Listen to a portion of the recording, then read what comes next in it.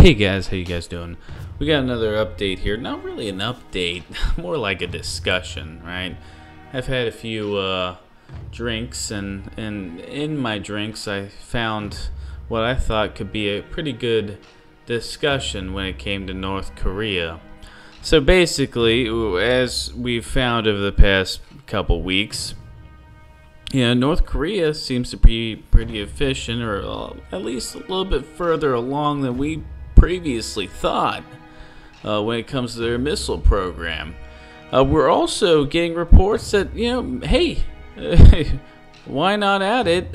North Korea may be making more nuclear weapons than we previously thought. We thought maybe they had about a dozen. They might have more, guys. And all while this is happening, the U.S. is pushing for what? Oh, they're pushing for sanctions, guys. Sanctions to the United Nations. The United Nations, which is a huge joke, but hey, we're a part of it, and so is most of the known world.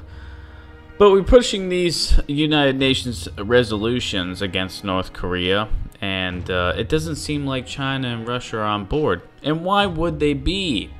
The more you think about it, the more North Korea, a rogue North Korea, is bad for America and her allies, and good for Russia and China. Russia and China can do enough to make it seem like they're trying to combat the nuclearization of North Korea, all while not stopping it whatsoever. And they're going to force the U.S.'s hand, in which the U.S. will be made out to be the bad guy, or the U.S. will be so damaged that China and Russia can continue their climb towards impeccable godness. Russia and China, because of Obama's presidency, his lack of foreign policy, the past, decade basically, the United States has taken a back seat, and Russia and China have, moved up to the front, and they're gaining influence pretty fast around the world. And a rogue North Korea just, isn't doing America any good, Not to mention what we have going on domestically. It seems like every move that Trump makes, the word Russia gets thrown around, and we've got this internal fighting. Everyone's at their throats. At each other's throats. Sorry. But, it just makes me think, is this the beginning of the end of the U.S. being the only superpower in the world? Because I honestly think in the next month or two, the U.S. is going to strike North Korea. I don't think that Trump believes he has any other choice. I think Trump's being told by his advisors, who are most likely planted by the deep state, but his advisors are telling him that, hey, a limited strike may be your best option with North Korea. Nothing's worked over the past, 4, 5, 6 presidents. No one's been able to stop him.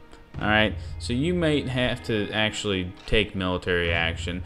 Limited, not all out. See what North Korea does. They might back off. But if they don't, then you gotta be prepared, from what happens next.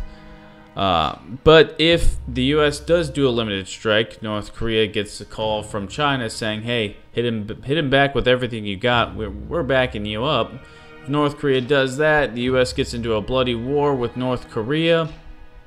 China and Russia kind of sit back like, man, I can't believe it came to this. All while the U.S. loses credibility on the world stage, like they've been losing for the past decade.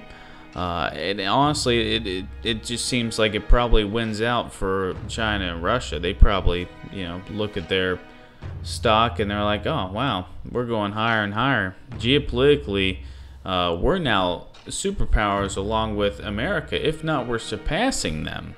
Another reason why a war with North Korea could work out in favor for China and Russia is the U.S. allies in the region: Japan, South Korea, Philippines, Malaysia. These countries could be negatively affected by a war with North Korea, because a war with North Korea would not be like a war with Iraq or Libya You know, they have a large standing military. They have technology. It would be a rough go. You know, it would be catastrophic. And so this would put, if, you know, the U.S. and our allies would win, but afterwards, you know, South Korea could be in shambles, Japan could be in shambles, thus the U.S. alliance in Southeast Asia could basically be in shambles. And at that point, China, who's already started to stretch her arms in the South China Sea, could basically take over influentially, you know, geopolitically. They could rule Southeast Asia. And so honestly, a rogue North Korea, a war with North Korea would most likely, if Russia and China did not engage physically, could help them in the long run. It could benefit them very much for future endeavors. You know, guys, this is just my thoughts. This might not be the case. You know, this is just my opinion. Something to think about, something to discuss, guys. All right? Leave your comments of what you guys think. Make sure to check back, guys. All right? We're always trying to check things. And we make videos and discussions because this is information that might not seem important, but it's important. Things that happen thousands of miles away from you could affect your life in today's world. Alright, guys, peace out. Make sure to check back, guys. Stuff like this happens all the time.